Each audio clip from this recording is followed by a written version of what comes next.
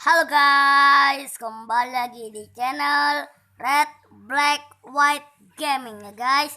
Kali ini saya akan membagikan tutorial cara membuat mesin waktu ya. Sudah lama ya guys nggak upload, soalnya saya sibuk. Oke, jadi langsung aja kita mainkan. Jadi langsung aja kita ke tutorialnya. Oke guys, bahan-bahannya adalah pengulang batu merah, batu, bangkai item, jam, blok perintah, over batu merah, dan tuas.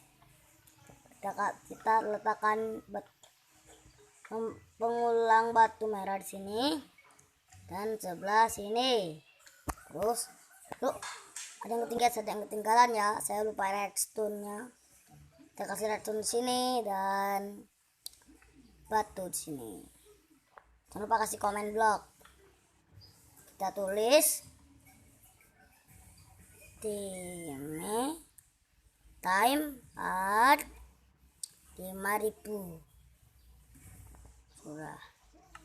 Terus jangan lupa kasih. Dah. Ini belum jadi guys.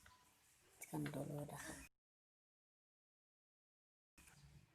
Oke guys, sudah jadi begini dan terus kita kasih bangkai item dan jam. Mantap jiwa.